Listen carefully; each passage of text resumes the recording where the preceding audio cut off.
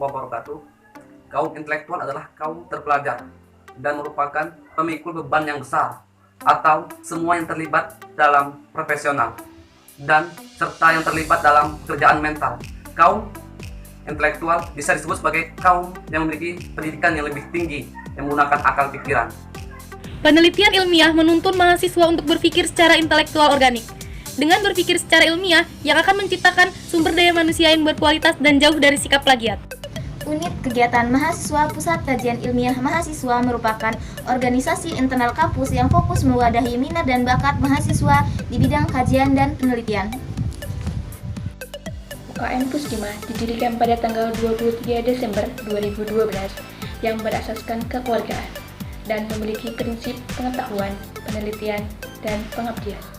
Misi utama UKM Puskima menciptakan kader intelektual organik, mewujudkan organisasi berbasis kajian ilmiah, serta usaha konsisten menumbuhkan masyarakat berpengetahuan. UKM Puskima menjadi tonggak penciptanya mahasiswa berintelektual, memiliki wawasan yang luas, serta terampil dalam meneliti dan menulis. UKM Puskima berfungsi sebagai 1. Wadah pengembangan minat dan bakat di bidang kajian ilmiah. 2. Menjadi sarana pengembangan diri mahasiswa Universitas Islam Negeri Raden Intan Lampung. 3. Memfasilitasi penyaluran potensi mahasiswa Universitas Islam Negeri Raden Intan Lampung. Keuntungan mengikuti UKM Puskima. 1. Mengetahui metode penulisan karya ilmiah berupa makalah, esai, opini, laporan praktikum, jurnal, dan skripsi. 2. Melatih kemampuan untuk menghasilkan sebuah karya ilmiah.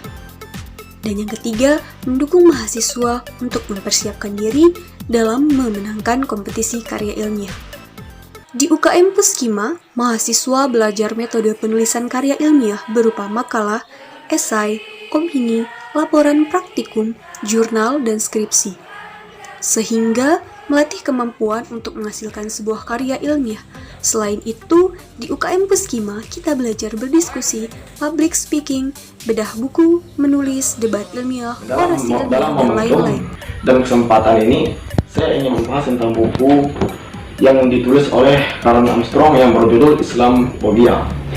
Yang mana Islamophobia ini melacak akar ketakutan terhadap Islam di dunia barat. Biar hanya yang tak terucapkan istirahat akar pohon.